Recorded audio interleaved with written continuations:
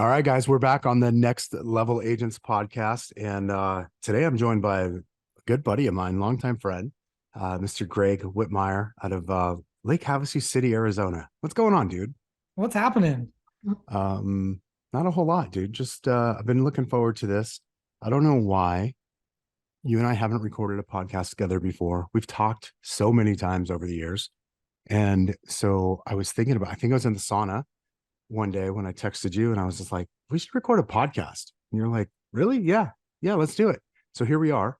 And I'm excited to be doing that today. So Greg, do this, do this first for the listeners. Although I told you this is going to mostly just be you and me shooting the shit, and it is.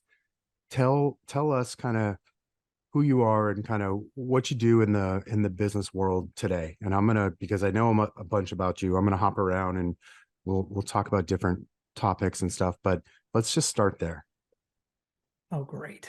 Okay, so technically, like when we get to like terms and titles, which I'm not a huge fan of, but they are what they are. I am president and CEO of Summerlin Financial and Summerlin Title Agency. One, of course, is kind of self-explanatory. It's a title and escrow company, and the other one is a mortgage company. Awesome. And is on your mortgage company, you don't just do like traditional mortgages, right? You guys also do hard money and other sort of like what's the term? Non-QM loans? Is that the right Correct. term? Yeah. So non-QM, all your basic stuff, and then a lot of non-QM, and then quite a bit of whatever you want to call it, hard money, private money, depends on who you talk to. Yeah. I don't believe there's negative connotation to either. So a Same. lot of project financing where, maybe a project isn't bankable. I can raise money for that in a hard money facet.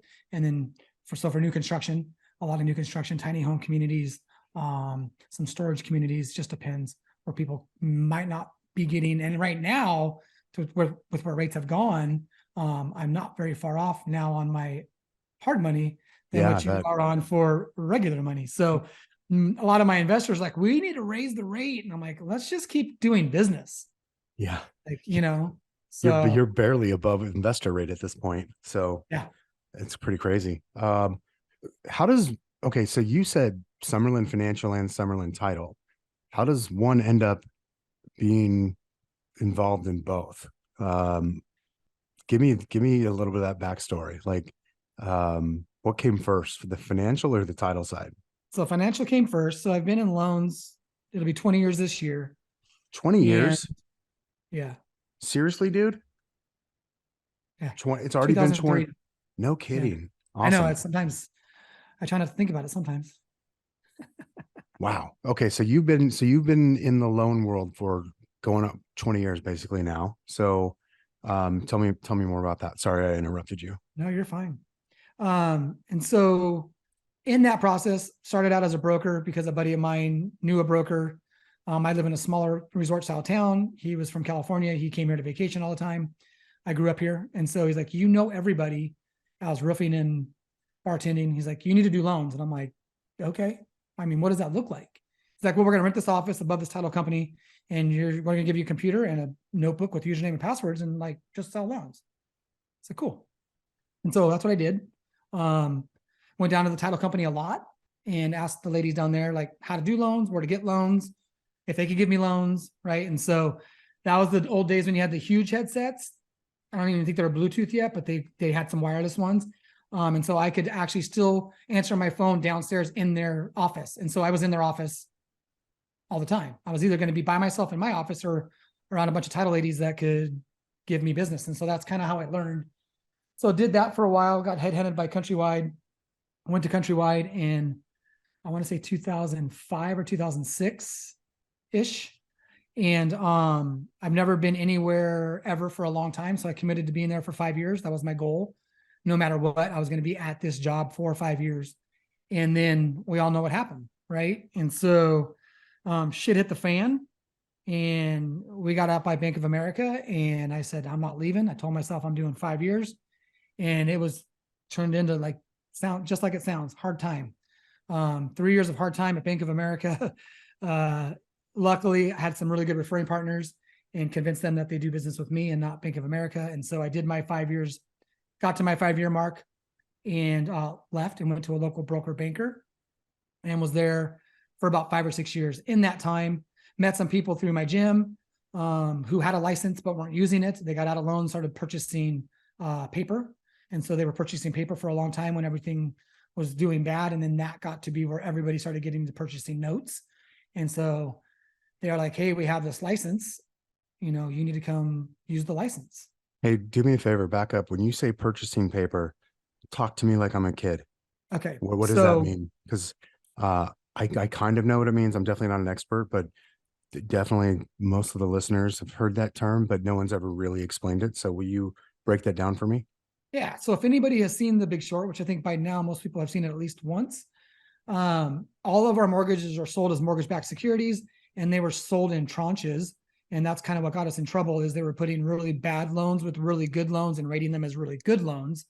So what these guys did is they had an investor pool, and they'd go to Bank of America and say, we have X amount of money. We want to buy whatever non-performing notes you have available. Maybe they bought 2 or 3, 5 or 6. So you might have somebody that wasn't making a payment, right? Let's say it was a $400,000 mortgage at, back in those days, 6.5%, and they hadn't made a payment in 90 days. So they would come in, and instead of Bank of America having to go foreclose on it, get it into asset management or short sale it or any of those things, they say, fine, we'll sell you that $400,000 note for $250,000. They'd buy it for $250,000, and then they would work with the buyer or the original borrower to try to get them in a position to where they could start making payments again, or get them in a position where they made enough payments to where they could get it refinanced. But they bought it for $250,000, but the people still owe $400,000. Got it. Okay. And so there was upside to them for doing so, but they used to be able to get them really cheap when a lot of people weren't buying them. Just like you could go to the steps and buy a lot of foreclosures really cheap in the very beginning until everybody showed up at the steps, and now people are bidding them up. So you could bid up the notes just like you could bid up the foreclosures. Okay, got it. So they were buying those types of notes, or that paper, but they also had a mortgage license that they were not using. Correct. So they kept bugging me to come do something, and I kept saying no, because I'm like anybody else, and that sounded really uncomfortable. And I was making the most money I'd ever made. I'm like, why would I, it's not broke. Why move? And I believe I'm pretty loyal as well. So really, this is only the third company I've worked for, right? One we started with, then one was Countrywide, it got bought out. And then now I'm at a small mom and pop broker shop. Me and one other guy and an owner to start. Everybody else had kind of left. And so, yeah, I'm like, no, I'm good. And then I went to a seminar that I go to every year by a guy named Todd Duncan. And he talked about having a business. Like, nobody wants to buy my loan business, right? Like, it'd be cool if you could sell your book of business on the real estate side. And I know people do. I don't understand it, because you've built relationships with people and that's how you got your business. So to buy my past clients, you're not buying my relationship. You're just buying an email and a phone number. So I guess it's worth something to somebody. But like, as I get older, like, how am I going to continue to make money and not do, 90 hours a week worth of loan business? And so Todd had talked about, hiring people, teaching people, building a team. That's when kind of team stuff got kind of big. And so I'm like, cool, I'm going to do that. I'm going to just hire somebody and teach them how to do what I do. And then all the loans I get, I'll cherry pick the ones I want to do. And then I'll give the other person all the crappy loans for a better, let them do the hard stuff. So I started to do that. I hired 2 people, hired one kid, still works for me today. He's amazing. He's really good at doing loans. And then a gal. And as we started to build this out, my branch manager liked stuff to run very smoothly. And so smoothly in loans is, for us here in Havasu, is retired 780 FICO, 50% LTV. It's not single family manufactured, and renovation loans and all the stuff that nobody wants to do. Well, when you're new, that's what you get, right? And so as we're building this out, it just didn't line up. And so my coach said, hey, they want to talk again, and I think you should really look at meeting with them and figuring out if there's something that will work for you. And so I said, okay. And so we met, and it would seem like the time. I said, back then I was a really big Gary Vee fan, and for about 4 years on my phone, it said, all this looking back is fucking with your neck. And so I said, what's the worst that could happen? Like I could always go back and do loans again. And so I said, yeah, let's do it. And so we opened up Summerlin Financial. At the same time, they were already opening up Summerlin Title. And so that's kind of how it started. And then I had run Summerlin Financial for, I want to say about 3 years. In 2019, my business partner, Adam, said, hey, I really want to focus on our other company, which was boat and RV storage. And he said, but I can't do that and run title. And so I said, cool, just pay me, right? Everything's a factor of money. If it's going to take me more time and take more effort, then just pay me what I want and I'll run both companies. And they agreed. And so that's kind of how I got into the title business. Worked really hard to get a gal to come over that had been in title and escrow for 17 years. All of our escrow officers, except for her, just like all of my loan officers, except for one, are all brought in with no experience. And we kind of taught them how to do the business. And so, yeah. Was that on purpose, the hiring people without experience, or was that just kind of how it worked out and then you made the best of it? It started out, that's just how it worked out. And now it's kind of like I've done both. I want to say I'm better at one than the other. It's just easier to get somebody to buy into a system that doesn't have any other systems that they're used to. Yeah. Yeah. I mean, that's a big advantage. It's the same thing on the real estate side. Yes, it's nice to move over agents that already sell 20 houses, 50 houses, 100 houses a year. Don't get me wrong. And the thing about agents and probably even the same thing with like LOs is like they're always making new ones. The schools are always spitting out new ones, right? And so there's always a chance to find that next person who's going to be you. I always think of it too, like I remember when I was a brand new agent, hadn't, like literally just got licensed. And I remember the owner of the brokerage I joined looked at me, like literally gave me the up and down look, like this kid's never going to make it. And it wasn't long before I was, wasn't long before he realized he was wrong. And I just know that there's a lot of other people out there that everybody started as a new agent. All of the greats at one time were brand new. And so to me, it's easy to overlook them. But the reality is I think if you overlook brand new folks, you miss out on the future. I do too. And I think just in business itself, we've gotten a lot better at finding better questions to ask. And so like when I'm recruiting, my big thing is like, I'll ask certain questions to find out the will, like what's the why behind why you want to do this? And then what's the will that you're going to put towards that? Because I'll take will over skill any day, because you can have all the skill in the world. And if you don't show up and do the things, especially right now, like the things that we have to do 3 times as much work for a third of the result. And that's fine. Just do it. Yeah. But then all of a sudden we're entitled, and like in our business, and I've noticed it in the real estate world too. I've seen it lately. Sign-on bonuses. Yeah. So I'll come work for you, but I mean, I want 60,000 guaranteed up front over 3. I'm like, yeah, I'm good. I'll just do loans. I'll just start calling people again. No big deal. So remind me again what year it was you started Summerlin Financial? When? Yeah, like what year was that? 2016. So in 2016, I'm assuming you were the only one, or at least the first one actually doing the loans at that point. Me and Colby. Colby came with me. So Colby joined right away. Yeah, Colby was with me at High Tech right before I left. And I said, hey, this is what I want to do. I think it's going to be more conducive to you to build a better business. And he's like, yeah, well, I'm doing whatever you do. So we both bounced. Well, what I like, obviously there's Colby and now others, is that you were a great producer. Like you did a lot of loans, right?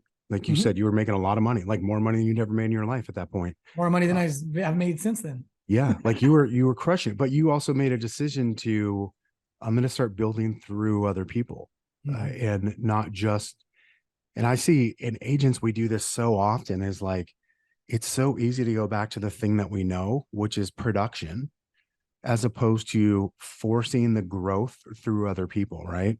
As opposed to like, yeah, I can go and I can make more money this month and this year by just doing the loans or selling the houses myself or taking the listings myself. But every time I do that, it's a step away from ever getting out of the business. And it's a step away from ever getting back your time and having true freedom. And so that was one thing I've always appreciated about you, is that you started building with other people. Give me, so, and then in 2019, you said you took over, is kind of when Adam went and shifted his focus on the other side, his other companies, and you then took on the responsibility of title. Is that like was that a hard learning curve for you, or were you already around it enough to where it was, I don't want to say easy, but like you were able to kind of do it? Well,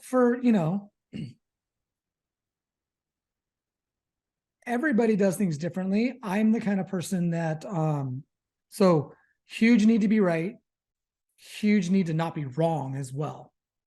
So I believe they're two different things. So when I did loans, I had to know everything about doing loans. It's my number one attribute and my worst, right? Like I'll overthink everything. I don't do it as much now as what I used to. So like I knew what a title report was. I knew how to read it. I knew what the requirements were. I knew what the exceptions were. Like I had gotten burned too many times where we were going to close and all of a sudden like, hold on, there's this child support judgment that showed up that didn't show up on their credit report. And now we can't close. I'm like, what do you mean we can't close? I already told everybody we're closing. Like all my conditions are cleared. And so when something like that would bite me, I'm like, okay, that's never going to happen again. Like, how do I learn how to, so I would go to my escrow officer, like, how do I read this thing? Like, well, most lenders don't really care. I'm like, that's fine. Or loan officers, right? The underwriter might. I'm like, no, I need to know. Like, I need to know, send it to me every time. I want to know what I'm looking at, what's going to bite me, what's not going to bite me. And so I always got really involved in all of those things.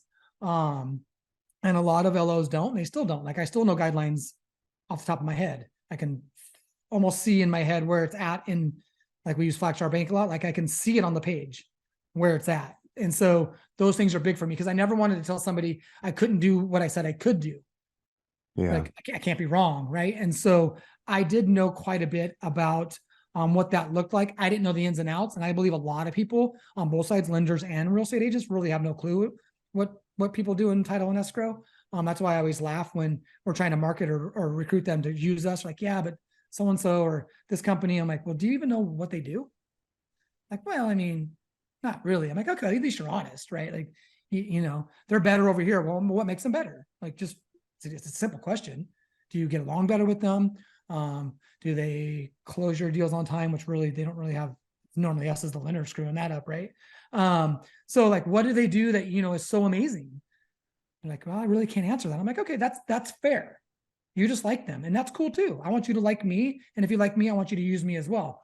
So what I was really good at though, was making harder decisions. Right. And so taking it over when something didn't go the way everybody wanted it to go. And a lot of, I think people in our real estate industry think that title and escrow make decisions and we don't make any decisions. We're instructed. Yeah. Right. And so if something doesn't go the way it's supposed to go, we go back to the contract, read the contract, and it instructs us what to do if this was to happen or that was to happen. And so I might say, yeah, I'll make the decision that the earnest money is going to the seller, but I don't really get to make that decision. I just do what it says. And the contract says it goes to the seller if these things happen. And so a lot of times, the escrow officers, they want to get more business. And when you have to make a decision that one person's not going to be happy with, right, it's harder. And so like, I'm the guy that's always like, cool, yeah, I'll call him. Like, he has to let you know that it's going to the seller. Wow, that's, I'm like, it's just what you wrote. Like, you can be mad, but just be mad at the boilerplate contract that you used because you guys were in breach. They cured you. You didn't satisfy the cure, and therefore, or you had a loan contingency, but your lender came back and said that they didn't have enough money to close. And in your same contract, it says not having enough cash to close is not considered a loan contingency. I mean, there's just, it's black and white. Yeah. And so I was good at those things. And then I believe I'm decent at sales.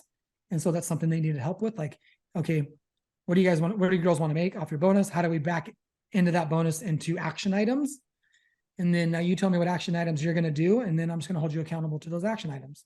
And so it allowed us to grow the business pretty quickly. COVID didn't hurt. Right. And so the girls blew up and we added more people and they're amazing. They do a bang up job. And it kind of was easy because they did it. Yeah. Well, I mean, that's called owning a business. So, um, do you, when you think back at the things that made you like a really good, you were obviously a great loan officer, like, cause based on results. And I believe you've become a really good business owner and operator, as well. What were the things that you had to learn different, or what are the things that, um, maybe skill wise that helped you, that it also helped you on the mortgage lending side, like as the producer, that have since helped you? And then what are the other things you've had to learn or kind of add to your repertoire to be a great owner, manager, CEO of now not just one but two companies, the both on the financial and the title side? So the skills in the beginning, some of them were natural for me. Like I use you as an example all the time. Like, I believe you're, like, to me, the John Maxwell of the people I know. Like, you're a great connector, and communicator. And I believe I'm okay at it. Like, when I meet people, I can be likable. It's just who I am. Right. I was talking to a new agent today at an open house, and she was asking me, like, connect wise, like, did you track your connects? And I said, well, Dustin's been my coach for, I don't know now, I think 11 years. We never tracked connects for me. We tracked pre-quals, right? Because I was always connecting. Like, no matter where I went, I was connecting. Like, if I was at I told her I used to go to the same Starbucks every day at 4:30 in the morning, but every girl in there knew I did loans. So if their parents needed a loan, or their older sister needed a loan, or they were getting out of college and needed a loan, I was like the guy, because I went in there every day. I didn't go through the drive-through. I walked in, something I read in a book a long time ago. I was nice. I tipped them well. I talked to them. I didn't say I did loans. It just naturally happened from going in every single day for months and months and months, right? So that stuff I didn't really learn. And then I figured out that the more I could build a relationship, the better off I was about getting a loan from somebody. And so I always just overperformed on value, whatever that meant. I know the word's thrown around a lot, but like in the beginning, we had a big prudential company here. Like, I pounded signs for the number one real estate agent in Lake Havasu. What listings do you have, Ann? And then I'd go with her son and I'd help them. We'd go to lunch and I'd make flyers, and I never got business for, I don't know, like a year. And then her guy, something happened. She called me. She goes, I have one investor. He has 4 contracts out right now. That was, the good old, I could do stated down to a 620, no money down investment property days. Right. And so she's like, can you get these done? And I said, let me look, call you back. I said, yeah, I can get them done. She's like, okay, you get them done. Everything's yours. And I said, cool. And I performed. And so knowing that, building those relationships, and then I learned over time that if I could add value to a real estate agent, so I'd go to real estate agent events instead of loan officer events. I'd learn what people were doing to get more listings, that type of stuff. And then I'd come back and teach it. Or I'd go learn from John Maxwell about how to be a better communicator, and then I'd go teach that. And so I knew eventually over time, I was really bad at, hey, Kevin, what do I got to do to get your next deal? I was really bad at that. And a lot of people are really good at it. I was really good at just doing stuff over and over and over again until you almost felt guilty. Yeah. And then you're like, this guy keeps showing up and he keeps doing all these things for me. I mean, he helped me move. He fixed my car battery. Like this guy is always here and I give him no business. And then it would be like, hey, this deal's falling apart. Someone said you're really good at figuring stuff out. Like, your brain works in weird ways that you don't go against guidelines, but you figure out how to work within them. I'm like, all the time. And so I was that guy that fixed shitty loans.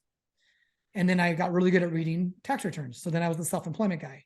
Nobody wants to do these. Like, you're the guy. And, most self-employment people can be very affluent. So then I got to do all the higher end homes. My average loan amounts went up. And so I just learned the more I could learn and be better at those things, the more I could do. And so for me, relationships and adding value were the two things that I learned in the loan business. The things that I'm still learning and I work on today in the leader role is empathy. I wasn't very empathetic in loans. For who? Like, not empathetic for who? For your like employees? Yeah. I mean, for whoever I was dealing with. So as an LO, I was dealing with clients, right? And so, hey, Greg, it's Kevin. I got this guy, and I call him, and the guy's a 520. I'm like, yeah, you're a 520. Sorry, I can't help you. Next. Right. Just maybe so, like too direct. Yeah. Like, hey, bro, I really, fill out, and that's why I used a link, fill out the link. And then I could add an assistant who would pull all the credit and then put all the things on my desk. there'd be like 12 apps on my desk. And I just go, no, no, no, maybe, no, no, yes, yes, yes. And allocate most of my time to the yeses. And then maybe counsel the maybes. And then the no's were like, hey, I'm so sorry, but unfortunately your credit's too bad. You don't qualify. And then just like, where there was other people that I knew that I found out over time, like they put them in a system to help them get from a no to a maybe, and then from a maybe to a yes. And maybe that took 6 months to a year and a half. So I wasn't really good at that. I was really good at the right now, but I had a lot of right now. So, but instead of closing like 100 or 150 loans a year, I could have closed 300, knowing what I know now. So empathy for that. Like, oh, you were in a hard spot, and I had shitty credit. So like, I could have been empathetic. Like I could completely understand. Had a kid at a young age, bought my first house brand new, right when I got out of the Navy, let that house go, had a foreclosure in like 2000, and then thought I could never buy again. So I just knew my credit was just crap forever. So there was reasons for me to be empathetic, but I was more driven by money than anything else. I was like, nope, nope, nope. And so then as I got older and in the leading, it's like, okay, being more empathetic to where people are at, and then helping them get to where they want to go. And then finding out that there's just so much more fulfillment in that. Like I stole something from David Metzler that says, like for me, I have found out by contemplating this over and over again that I can find the most fulfillment into finding out where my true potential is. And then to take it one step further than that is helping somebody else to figure out, right? Like there's people in my life all the time that have always seen me doing bigger and better things. Sometimes I have to borrow that from them. But if I could do that for somebody else, like that's pretty cool. And so that empathy has come, it's not where it needs to be just yet. And so, It's getting there. Yeah, there are days where I super good. Like you could ask anybody in this office. There are days where I'm good, but there are days where I revert back to like, are you listening to me? Like, I think most people that have had to, who especially kind of start at zero and build something, probably struggle with some of that stuff, that same stuff, because I know for me, the thought is like, fuck, are you trying to not be successful? Like, are you just trying to not make this work?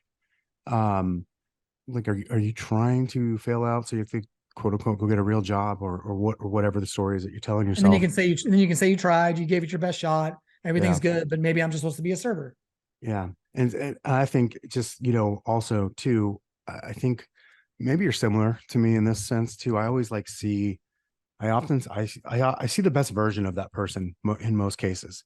And so when they don't do the things that are in alignment with the best version of them, like if it's an agent, making their phone calls, doing the training they need to do, just kind of doing the right activities for whatever role they are. It's frustrating. It's like extra frustrating because I'm like, damn, dude, you could be so good. And then when I'm frustrated, I'm probably not as empathetic either, and tend to maybe even be a little cold about it. But so my point is, I think a lot of people struggle with that. That's definitely not unique to the two of us. No, some people are just better at it. Yeah, for sure. And then ones I think are naturally better at it, I ask and they're like, no, I work on it all the time. And I'm like, okay, cool. So it's not just me. Like there are times, like I said, where it's like, oh, I can complete. Yeah. And there's times I'm like, what the fuck? Yeah, dude. So you're running two companies, and granted they're related, but they are so different, like mortgage and title. And then even within your mortgage company, you're running not just like your typical mortgage company, but you've got the hard money and the private money stuff going on, and some of the other non-QM things. Like it just seems like a lot. Like, what do you think are the 2 or 3, or maybe it's 4 or 5? I don't know, skills that you have, or maybe habits that you have that you think help you to continue to not just like run those things, but grow those things into the future. I mean, for me, the number one thing is calendar. I was joking yesterday. I moved some stuff around to try to help some people do some things, and then those things fell apart and didn't happen. So then the calendar was empty, right? Because I had moved to do this, and then this didn't happen. And so then all of a sudden, like I was completely lost. And so yesterday afternoon was probably the most unproductive afternoon I've had in a long time. So for me, the discipline of having things time blocked, because people ask me all the time, like, I don't know how you get done in the day what you get done. Like now so I've started to be more in production now just because the season that we're in, to try to make sure that we're still around for when the season's good. Yeah. Right. And so people are like, how can you recruit, market to realtors, do loans, help with the title company, which I have an amazing manager there. She does all of the work. Like I just walk by and check on people, right? Hey, how's the day? Hey, like, and so to say that I actually run it I mean, if you ask them, they probably say I do more than what I say I do, but I don't really believe I do. But when I tell them it's my calendar and they're like, well, can I look at it? I'm like, sure. And then they look at it and they're like, yeah, no, I'm good. And so, so 3 a.m. wake up, right? 3:15 ruck, 4:30 plunge, 5 o'clock CrossFit. And then after that, it just depends. 6:30 Zoom call with one guy on Tuesday, 6:30 meeting at the coffee shop on Monday with another guy. I mean, it's pretty dialed in. If it doesn't tell me what to do, I'm not going to do it. Like today, open houses from a certain time to get back here to be on this with you. And so if I can put those things in there and stick to them, everything gets done. And then of course, there's always something that doesn't go right because we're in lending and nothing ever goes right. And so then it's adapting to that and making sure that, and so I tell the story and I get mixed reviews. My wife is a saint. Like I have a buddy that told me that my title should be the degenerate mentor. And so for a long time, I did a lot of things that weren't very conducive to building a great relationship with a spouse. And but that's like for me, that's when I also made the most amount of money. Like I could drink 4 days a week and do more loans than anybody. And so spending time with her is very important to both of us. And like some people get it and some people don't. But from 6 to 8 in my calendar, it says Melinda time. Like it's time blocked. Yes, it's that crude. But if you ask her, she's like, I'm so excited that I'm in the calendar from 6 to 8. This is going to happen. Yeah. And then my alarm goes off at 6:30. And then she's like, do you want to go turn the sauna on or do you want me to? And I'm like, oh, I'll go do it. Like, cause that's usually when we're eating, turn the sauna on. Cause my sauna is manual. I went cheap. I don't have Bluetooth or anything. Same. So I walk out there and turn it on 15 minutes before I'm ready to get in. So I got there, turn it on. And then she just knows at 7 o'clock, I'm going to jump in there and then jump out and rinse off. And then we're going to have the rest of the time before I go to sleep at 8:30. Cause I'm going to get back up at 3 the next day. And so it works for us. It works for me. And then the weekends are a little less direct, but whatever. ADHD when I was like in 3rd grade, very high IQ. Boredom for me is like the complete devil. Yeah. And so I have to keep myself structured, or if not, I'm all over the place. And not that all over the place isn't fun, because it is. But it's not conducive to having all those things happen. All the moving parts work when I'm dialed in. Yeah. You effectively know how to manage yourself. Like you've learned how to put up the I don't like the word rules, but like the rules that you need that are optimal for Greg to do what Greg's got to do. Yeah. And it's, I tell people just do what works for you. Like I love Goggins, right? He's pretty harsh. And so, he has a saying that says, I'm not crazy. I'm just not you. Yeah. And so like my buddies and I went and did Mount Humphreys this year, but we wanted to do it in the snow. And so no one's ever snowshoed or hiked in the snow before. And like 6 of us just said, we're doing it. There's no trail. And we got to where we're looking up and we can see the peak and we're like, let's just go up the face. And so we did. Right. And it was horrible. But then when we got to the top, it wasn't. It was pretty cool. And so, those are the things that I know give me the release. Some people sitting on the beach. I'm good on a beach for, I don't know, an hour. And hopefully I have a book with me. But yeah, or if there's surf, maybe I, go boogie board or something, but I got to be moving. I'm a mover. My brain's can't have idle time. Is not good for Greg. It's really not good for anybody, to be honest. So. Like your point is though, I think you're right. It's like, it's what you figured out, what makes you go, what makes you tick, what makes you be able to move towards what you're after. Right. And that is the important part.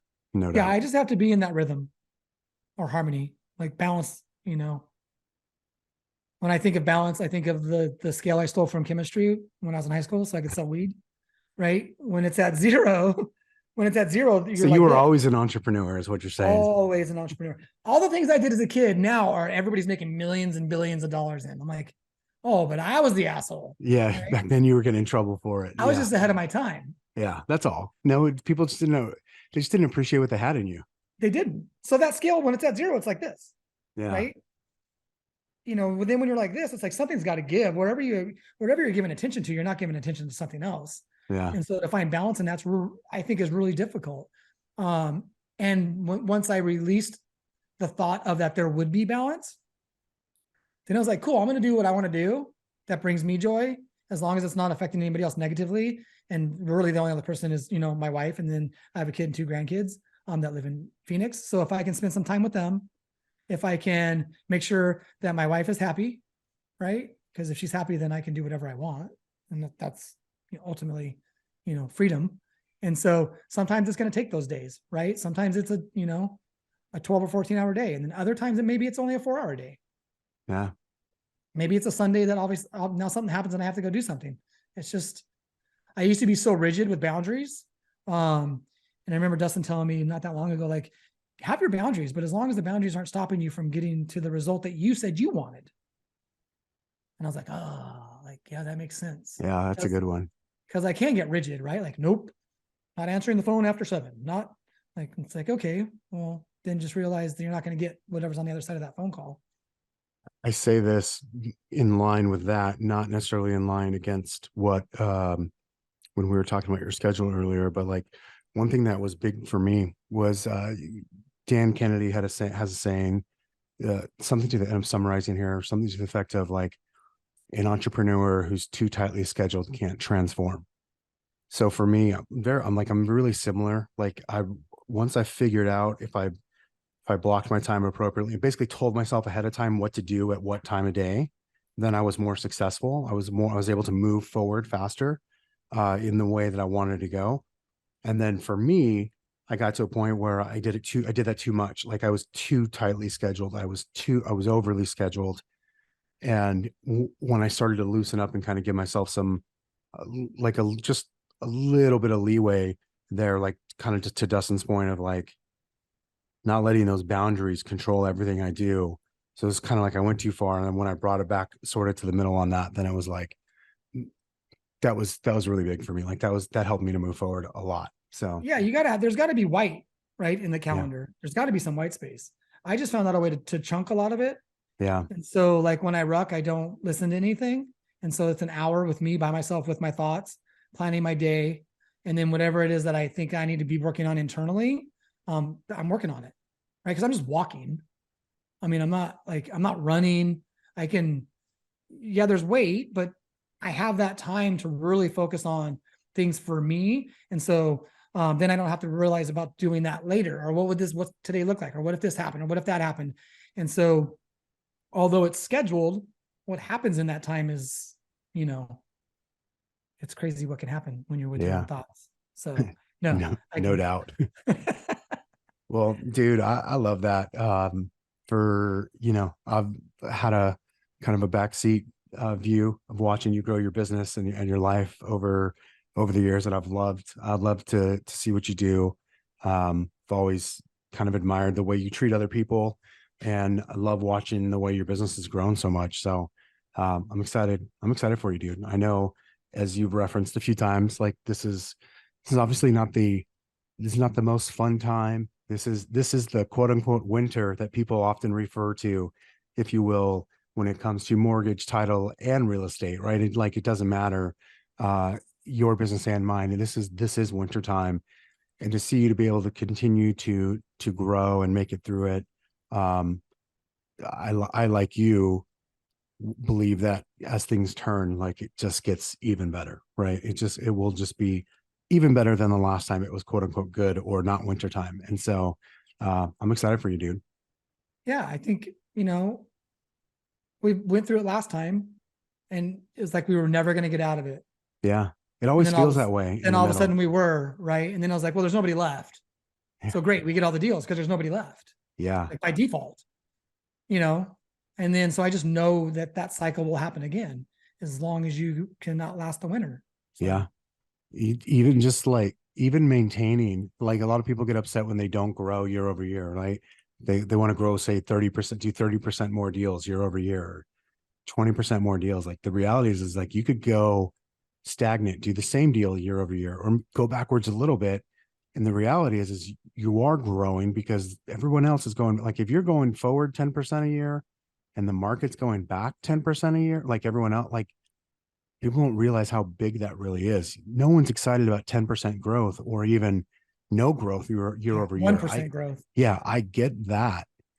And to like take a step back and like look at what is the entire industry doing, especially like in a local area. And then how do you compare that? Because that's when things swing again the other way, they always do. Like you're going to have that much more momentum than you did last time. I think so. And what's the amount of work you're willing to do? Right? Like here, we used to have a big thing that, homes don't sell in the summer, right? Because it's hot, 115, 118, 120. It's like, well, homes do sell, right? Maybe we just think they don't, so we don't work as hard. Fact. Um, Yes. I remember a realtor telling us one time, yeah, pool homes don't sell as good in the winter because it's cold. And Colby came to me with that. And I said, hey, do me a favor, because he has a license as well. I said, get into the system and run the numbers, because numbers don't lie. So how many were sold in a time period where we think they wouldn't, and how many were sold in the time period that everybody says is when they're on fire? And let's look at the difference. And it was like 4%. Yeah. Right. It's like, well, it's just a thought that we've always said. This was a realtor that had been in around in Havasu for 20 years. And it always used to be pool homes don't sell in the winter. Pool homes don't sell in the winter. Well, if you start to believe that, then what do you not sell in the winter? Yeah. Pool Well, homes. it just gives you this internal excuse to like not even try to sell a pool home in the winter, right? Like Yes. And then it's okay. yeah. And so that's what I look at in like our market now. It's like, okay, well, if you were doing 10 connects a day and it was yielding a result that you wanted, maybe it's 30 now. Are you willing to do 30? Yeah. So okay, I hadn't really thought about going here, but I'm going to now as kind of a final set of questions. When you think so, you don't have to tell me like exact, like I'm not saying, hey, what do you say to Colby? But like when you're talking to loan officers, maybe it's just someone you're coaching that's not even in your company, right? Or it's somebody who works for you directly. Like, what is the message you want to get across to them, if you will, or what are like the two or three things you want them to know about what they should be doing right now, or what they should be focused on right now in this, again, we'll call it winter? So the first thing I always go back to is, what is it that you want? Right? Like I used to always get attached to emotionally attached to somebody else's results. And so I had to learn the hard way for years that I can't do that. So like accountability is like the devil word, right? Like, oh, I don't want to be accountable. I'm like, cool, you don't have to be accountable. Like, I'm not going to hold you accountable to what I think you're capable of. So you tell me what you want, and then I'll help you figure out how to get that. And then you're going to agree to the things that you believe are going to help you get there. And I'm just going to hold you accountable to that. Right. So in our world, it's always money. I want to make 120 grand a year. Great. 120 grand a year, 10 grand a month. Awesome. Average commission is $5,500 a loan. So you need to close 2 loans. Great. Average conversion rate on closings. Let's say you're not a great loan officer. Let's say it's 80%. 80% of the loans you put in will close. So if you want to close 2, you got to put in 3. Right now, we're at a really crappy rate for pre-quals to originations. It's like 20%. So 20% of the people you talk to will actually do a loan with you. Cool. And we can figure out what that is. So what is that? If you got to close 3, so 50% would be 6, right? So maybe you have to talk to 8 people, 8 pre-quals, and maybe their credit's not good. They don't like you. They just don't buy, whatever. They don't qualify. They don't make enough money, whatever it is. So you have to do 8 of those a month, or 8 of those a month. Then what do you need to do to get those things? You got to talk to X amount. Where do you get your business from? Well, I get them mostly from my sphere and from realtors. Great. And so we just break that down, and I just hold them accountable to that. And then when we look at their numbers, they're supposed to track them, right? I was a guy that all through school never tracked any of my work. I didn't do homework. I refused. It was a boundary for me as a young kid. If you tell me what the reason for homework is, well, Greg, it's to make sure you pass the test. Great. So if I get 100 on the test, you'll give me the extra 10% back that I'm supposed to get for homework, but I'm not going to do it. Right. I was that jerk. And so I don't care if you show your work, Kevin, you don't have to track, you don't have to turn in your numbers as long as you're getting the result that you said you wanted. So are you closing 2 loans a month? Yes. Awesome. Keep doing what you're doing.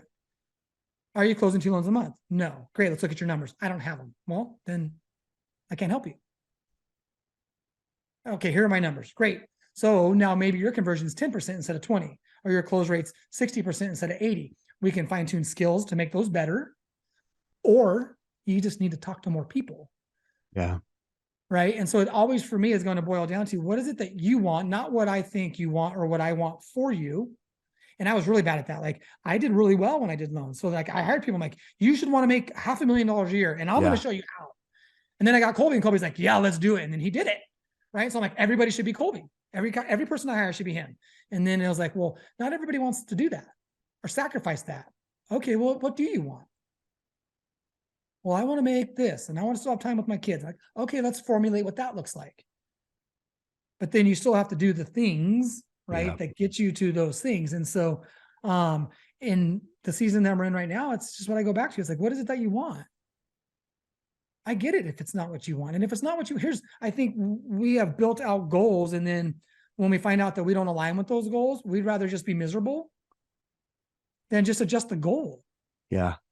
Like, it's okay. Maybe it's not 120 this year. Maybe you're cool with 60. I don't know. But if you still want the 120, then we're going to have to change these things over here. We got to change some things. And it's going to get uncomfortable. And we all know in sales, like, doing the uncomfortable, the mundane, the monotonous, the boring is what usually gives us the best result. So, I have, 3 coaches. I have Dustin for mindset and life, just life in general. I have Amir, who's my loan officer coach. And then I have this guy, Neil, who's my content coach, because I'm not a video guy and not a content guy. Well, I am now, but I wasn't, but I know that it's something that has to be done. And so when I want to learn how to do something, I just hire people that are really good at it to get them to teach me. And so they were showing us Google ads for YouTube. And so I showed my team and they're like, we're all falling asleep. This is the most boring thing I've ever watched in my entire life.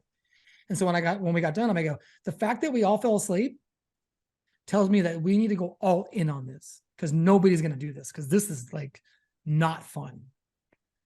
Building this out and targeting the people and making sure that your video is going to show up on the right YouTube video, that somebody might click on something and maybe fill out an application, or maybe you do a buyer consult with you or something of that nature. Right. And they all just looked at me. I go, I know 1 or 2 of us will do it and the rest won't. I get it. So that's what I'm showing people now is, let me find out what people are doing that are making a ton of money doing it, that actually have a proven result. And then I'm going to come show you and teach you guys how to do that. And then you're either going to do it or you won't. Yeah. Right. Like, I still send videos because you told me to send videos a long time ago to wish people a happy birthday. Like, I'll give you all my secrets because you won't do most of them. And I'm like, I'll do it out of spite just because you said I won't do it. Yeah. Right. And so that's what I'm showing and teaching is like, here are the things. It's always going to go back to doing the things that we don't want to do. And there can be some things you want to do. Like, I love events. I told my team a long time ago, have events. It's one to many. I can put on a class. I can have a panel. Like, we did a boss lady panel. We had three really great realtors in town from different brokerages come in, and I invited, then we got to hand invite the real estate agents that we wanted to come. And then we got to follow up and we got to market to them. Now we have 50 realtors in a room. Instead of saying, hey, Kevin, it's Greg, wanted to see if you wanted to go to coffee and talk about the market and how I could help you grow your business. Like, I was never that guy. Like, if I could stand in front of 40 of them though, and then get 40 business cards and give away a book, right? It's the old LA Fitness, fill out the form for free membership, 3 years membership. That was just lead generating. I was building a list. So I get to build my list, and now I get to warm market to people instead of cold market to people. So just showing them the things that I know work. And then what we like to call now is being a modern loan officer versus a traditional. So all those things still work, but you just have to go about doing them in a different way. Yeah. Different vehicle. Mm-hmm. Dude, it's awesome. I freaking love your energy. I love the way you attack business. I love the way you attack, the way you approach life. Appreciate you, dude. Yeah. It's fun. Why else be here? Yeah, I agree. You might as well make it fun while we're here. Yeah. Like, I love the let me freeze and then let me sweat and then let me walk and let me not walk and let me lift some weights and let me come to work and let me get kicked in the teeth. And, like getting kicked in the teeth is the best part about our job. Yeah, no doubt. Well, Greg Whitmire, I appreciate you, brother. Thank you for taking some time today to be on the show. Awesome. Thank you, Kevin. I appreciate it. All right, guys. We will see you next week on the Next Level Ages podcast. Have a good one.